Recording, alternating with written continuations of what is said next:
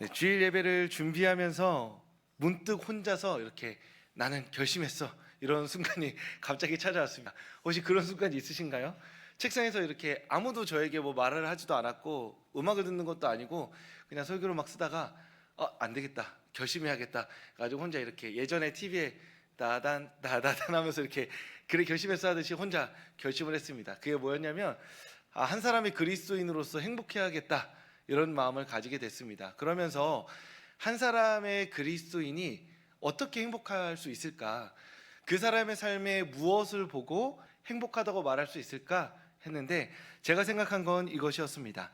하나님과 함께, 그리고 하나님께서 허락해 주신 사람들과 함께, 그리고 하나님께서 각자에게 맡겨주신 사명과 함께 살아갈 때 그 삶이 참 행복하다라고 말할 수 있지 않을까 생각이 들었습니다. 그러면서 혼자 일단 결심한 다음에 설교를 준비하고 있었으니까요, 성도님들 생각이 났습니다. 이 자리에 예배하러 오는 성도님들, 하나님과 함께, 그리고 하나님께서 허락하신 사랑하는 사람들과 함께, 그리고 하나님이 우리의 삶에 허락하신 그 사명과 함께 행복한 삶 살아가실 수 있기를 소망합니다. 미국의 인류학자 에드워드 홀이라는 사람이 있습니다. 그 사람이 사람들이 취하는 서로 간의 거리에는 4가지 거리가 있다고 합니다. 첫 번째는 무엇이냐면 친밀한 거리입니다. 이 친밀한 거리는 서로의 호흡이 닿을 정도의 거리로서 가족이나 사랑하는 연인과 갖는 거리다라고 합니다. 그리고 두 번째로는 개인적인 거리입니다. 이거는 우정의 거리인데요, 손을 뻗어서 닿을 만한 거리 정도의 사람들이라는 것이죠. 세 번째는 사회적 거리입니다. 한 4m 정도 내외가 된다고 하는데요, 이거는 사회생활이라고 말할 때 사랑하는 사람도 아니고 우정도 아닌, 남은 아니지만 그래도 매일 인사하고 다니는 어찌 보면 직장 내의 관계 같은 사람들인 거죠. 그 사람들과는 한 4m 안쪽으로 해서 이렇게 내외로 우리가 거리감을 갖는다고 하죠. 그 넷째는 공적인 거리로 이렇게 연설이나 강연 때 갖는 거리라고 합니다. 이 얘기는 뭐냐면 사람마다 감각은 다른데 우리가 느끼는 친밀도에 따라서 거리를 조절한다라는 것이죠. 제가 먼저 떠올렸던 예는 영화관이었습니다. 사랑하는 사람이랑 이렇게 영화를 보러 가면 영화 보다가 너무 잘생겼다 이렇게 귀속말도 하고, 그것도 이렇게 은근히 팝콘통에 같이 손을 이렇게 싹 닿아서 설레는, 저만 그랬나요 혹시? 이렇게 일부러 팝콘 하나 사가지고 돈 없는 척하고 이렇게 하기도 죄송합니다. 그런 걸 하잖아요. 그런 것처럼. 근데 만약에 생각해 보세요. 우리가 회사에서 영화를 보러 갔어요. 그럼 일단 옆에 앉는 사람이 어깨 닿는 것만으로도 좀 불편하지 않나요? 저는 어렸을 때부터 이렇게 어깨가 좀 좁은 편이어서 대학교 MT나 이런 거 갈 때 아이들이 저를 굉장히 선호했습니다. 어깨 크고 뚱뚱한 친구들이 무슨아 같이 앉아야 좀 자리가 좀 넓게 느껴진다고 했었는데요, 그런 것처럼 우리가 친밀한 사람이랑은 최대한 밀착해서 우리의 어떤 은밀한 그 내밀한 이야기들을 나누고 싶어 하는데, 조금만 관계가 어색한다 하더라도 어깨가 닿는 거, 손이 닿는 거, 그것만큼 어색하고 불편한 일이 없다라는 것이죠.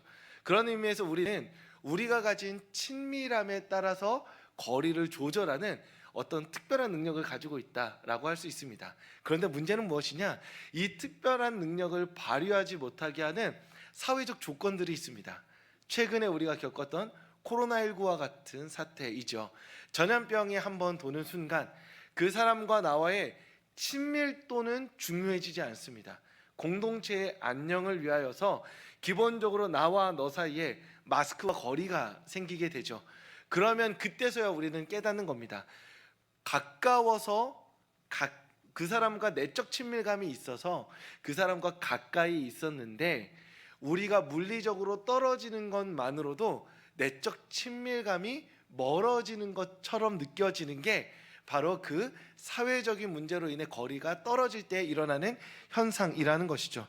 우리는 그 시간들을 보내면서 사회적으로 어떠한 이유 때문에 거리가 벌어지는 순간에 우리 안에 있는 내적 친밀도가 상당히 떨어진다는 것을 경험하게 됐다라는 겁니다. 그만큼 거리두기와 마스크가 우리의 마음을 조금 냉랭하게 차갑게 만들었다라고도 볼 수 있는 것이고, 심지어는 그 시간을 보내고 난 다음에는 이제 이전처럼 조금 빡빡하게 서로 안고 부대끼는 것조차 불편한 시기가 되었습니다. 그래서 예배의 자리에서도 많은 다른 목사님들과 얘기해 보면, 예전에는 성도님들이 같이 앉는 거에 대해서 훨씬 관대했다고 해요. 자기 자리에, 보통 앉는 자리에 뭐 넷, 셋 뭐 이렇게 앉을 때도 좀 닿아도 괜찮았는데, 그 이후로는 무조건 거리를 일정 정도 떨어져서 앉는 경향이 있다라고도 합니다. 그만큼 한번 벌어진 거리를 여러 가지 의미에서 좁히는 건 상당히 어렵다 할 수 있죠. 오늘 본문 말씀에는 나병 환자가 등장합니다. 앞으로는 한센병 환자라고 지칭하도록 하겠습니다. 그는 당시 사회에서 인간관계의 거리가 가장 비극적으로 파괴된 인물이었습니다. 즉 그는 원하지만 원할 수 없는 그 인간적인 관계를 마음에 품게 된 것이죠. 왜냐하면 당시 유대 사회에서 한센병이라는 것은 몸이 아픈 것뿐만이 아니라 하나님의 저주처럼 여겨졌습니다. 그 당시의 관점으로 보자면 그 한센병이 가진 그 몸에 가하는 파괴적인 영향력이 하나님의 저주다라고 말할 수밖에 없었을 것이라 공감하게 됩니다. 그런데 율법은 그들에게 더 잔혹한 의무를 지웁니다. 한센병에 확진되면 그 다음부터는 머리를 풀어헤치고 옷을 찢습니다.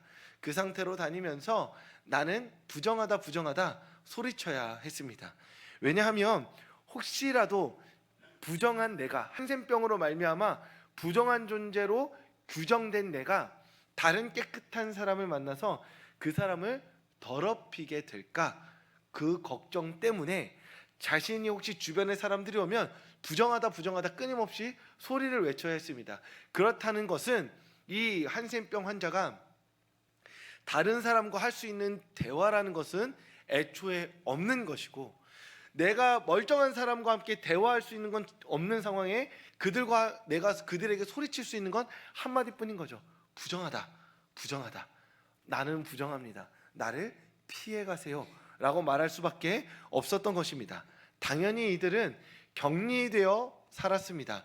그런데 이게 부정한 사람들, 종교적으로 부정한 사람들은 격리가 어려운 것이, 그들을 격리하다가 정결한 사람이 부정해질 수 있기 때문에 사실상 마을 공동체 바깥에서 따로 살게 했습니다.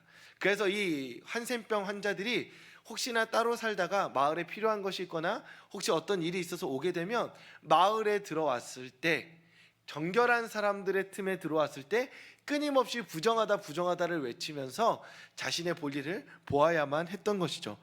한센병에 걸린 사람도, 한센병을 알고 있는 어떤 사람들도 이것을 당연하게 여겼습니다. 즉 한센병 환자는 부정하다 소리치며 걷는 사람이고요, 다른 사람들은 그를 보면서 일정 정도 거리를 벌려야 하는 상황이라는 것을 모두가 인지하고 있었습니다. 누구도 이 금기를 깨지 않았고, 이 금기를 지키는 게 하나님을 기쁘시게 하는 삶의 한 모양이라고 여겨졌습니다. 그런데 오늘 본문에서 한센병에 걸린 사람이 갑자기 예수님의 손이 닿는 거리, 우정의 거리와 사랑의 거리로 뛰어들어옵니다. 이 사회적이고 율법적인 금기를 깨고 예수님 앞에 나온 것이죠. 이렇게 나왔으면 그가 해야 될 말은 오직 하나입니다. 부정하다, 부정하다. 거리가 깨졌다고 하더라도 해야 할 말은 해야 하는데, 이 한센병 환자는 완전히 다른 말을 하기 시작합니다. 마가복음 1장 40절 말씀입니다. 우리 하나님의 말씀 마가복음 1장 40절 한 목소리로 읽도록 하겠습니다. 한 나병 환자가 예수께 와서 꿇어 엎드려 간구하여 이르되, 아멘. 관계의 금기를 깨고, 거리의 금기를 깨고, 그리고 율법의 금기를 깨고 예수님 앞에 나와서 했던 말이, 원하시면 나를 깨끗하게 하실 수 있습니다 라는 말입니다. 이 상황만 놓고 보자면 아픈 사람이 기적적 치유를 보이는 어떤 사람에게 달려나온 것이라 볼 수 있는데, 상황은 조금 더 깊이 보아야 합니다. 왜냐하면 마태복음 8장에 이 한센병 환자의 이야기가 구체적으로 나오기 때문입니다. 마태복음 8장에서는 어떤 상황에 이 한센병 환자가 예수님에게 등장하냐면, 예수님께서 마태복음 5장부터 7장까지 산상수훈, 우리가 아는 팔복이라는 거 가르침을 시작으로 그 산에서 긴 가르침을 하십니다. 그 가르침을 끝내고 산으로 내려오셨을 때 이 한센병 환자가 예수님 앞에 달려 나와서 엎드려 무릎 꿇고 이 말을 했다라는 것이죠. 그 얘기는 무엇이냐? 한센병 환자가 몸이 아파요. 치료받고 싶어요. 그래서 기적적인 치유자인 저 예수라는 사람의 소문을 듣고 그 사람에게 어찌 한번 치료를 받을 수 있지 않을까 뛰쳐나온 게 아니라는 겁니다. 맥락이 있다는 거예요. 어떤 맥락이요? 예수님께서 산에 올라가셔서 심령이 가난한 자는 복이 있다, 애통하는 자는 복이 있다 라고 말씀하시면서 복에 대해서 설파하시고, 지금 내 앞에 앉아있는 너희들은 복이 있어, 복 있는 자가 될 거야 라는 말을 선포하시고 산에서 내려오시자 그 예수님을 마주하기 위해 나왔다는 것은 이 한센병 환자가 예수님의 말씀을 듣고 있었다라고 볼 수 있다는 것이죠.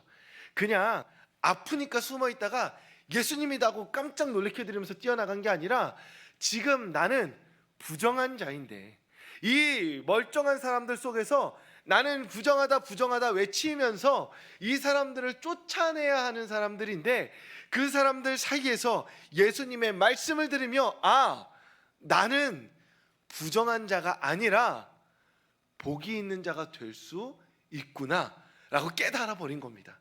주님의 말씀을 반복해서 들으면서 복이 있다고? 저 사람도 이렇게 주님의 말씀에 노출되어서 그 말씀을 마주하고 서니까, 나라는 사람이 율법의 기준으로는 부정할 수밖에 없는데 주님의 말씀 앞에 서니 저분이라면 나를 복된 존재로 변화시켜 주실 수 있지 않을까. 그가 치유의 능력이 있다고 하는데 내 몸과 마음과 모든 삶을 고쳐주실 수 있지 않을까라는 마음으로 모든 금기를 깨고 예수님 앞에 나와 엎드린 겁니다. 그리고 말하는 것이죠. 주님이 원하시면 나를 깨끗하게 하실 수 있습니다. 그는 이전까지는 누구를 만나더라도 부정하다라고 외치는 사람이었습니다. 자신의 부정을 긍정함으로써 이 세상 가운데 나를 향한 하나님의 뜻이 부정이라고 외쳤던 사람입니다. 나는 이 한센병이라는 질병을 끌어안고 내 삶에 내가 이게 나에게 어떻게 일어나는지 모르겠지만 나에게 일어나 버렸습니다. 하나님의 뜻은, 나를 향한 하나님의 영원한 뜻은 이 한센병을 가지고 부정하다 외치며 살아가는 거구나 라고 그걸 받아들이고 사람들 앞에 부정하다 외치는 삶이었는데, 이제는 예수님의 말씀 앞에서 예수님에게 고백하는 것이죠. 나는 부정한 자로 끝날 인생이 아니라 깨끗함을 받아서 복된 삶을 살아갈 수 있는 존재이지 않을까요? 라고 주님께 묻고 기도하고 있는 것이죠. 이 사람의 인생이 완전히 뒤바뀌게 되어버린 겁니다. 이제는 나는 나를 부정하다 말하는 것이 아니라, 예수님 당신만 원하신다면, 당신의 말씀이 내 안에 임한다면 나는 이제 부정하다 말하며 사는 사람이 아니라 예수님으로 말미암아 깨끗한 삶을, 깨끗함으로 말미암아 모든 단절되고 깨어진 관계가 연결되어져서 사랑하는 사람들과 그리고 우정을 나눌 친구들과 이 세상 속에서 끝내는 하나님을 영화롭게 하는 예배자로 살아갈 수 있습니다라는 소망과 기대를 담아 예수님에게 고백한 겁니다. 주님이 원하시면 나를 깨끗게 하실 수 있습니다. 사랑하는 성도 여러분, 주님께서 오늘 우리에게 듣고 싶은 기도가 무엇일까요? 우리가 한 주간의 삶을 살아내고 이 자리에 왔습니다. 그래서 이 자리에 기도하는데, 만약 성도님들이 예수님이라면, 우리가 하나님이라면, 사랑하는 자녀들이 한 주간 힘겹게 그 삶을 살아내고 이 자리에 와서 두 손 모아 눈을 감고 기도할 때 어떤 기도를 듣고 싶어 하실까요? 혹 우리는 이런 기도를 할지도 모르겠습니다. 하나님, 저는 부정합니다. 이번 한 주 죄 정말 많이 지었습니다.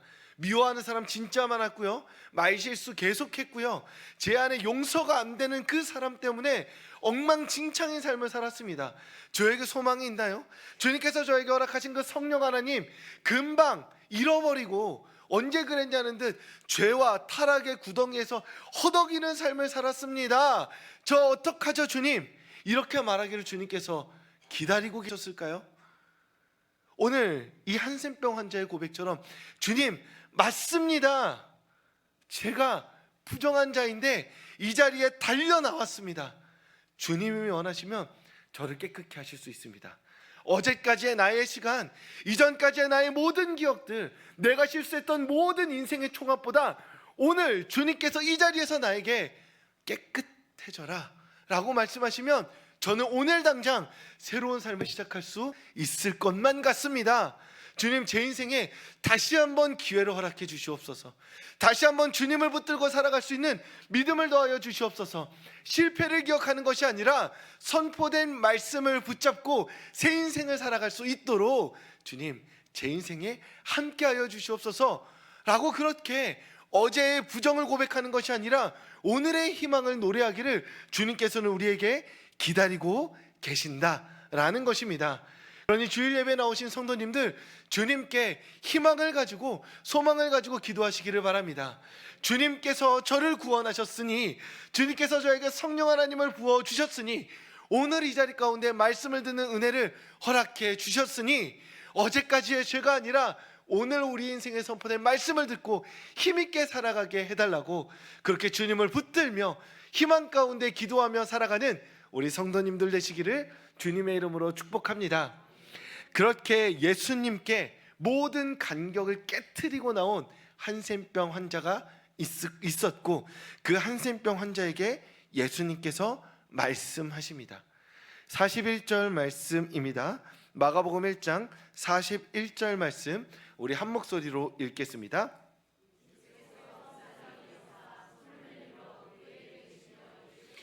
내가 원하노니 깨끗함을 받으라 하시니 아멘.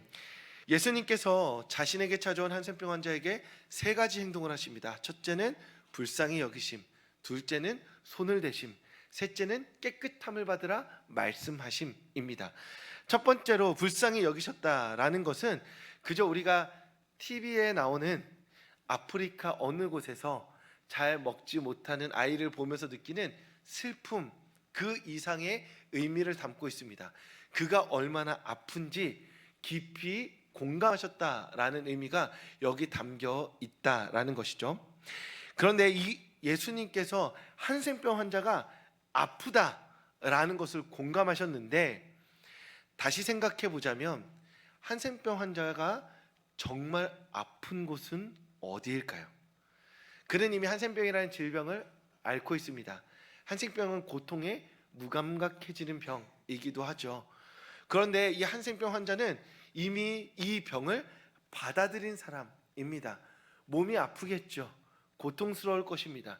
하지만 그 인생을 매일매일 내가 한센병이 걸렸다라는 것을, 한센병이 걸린 것으로 말미암아 내 인생이 부정하다는 것을 알게 해주는 것은 사실 마음의 상처에서 오는 것이죠.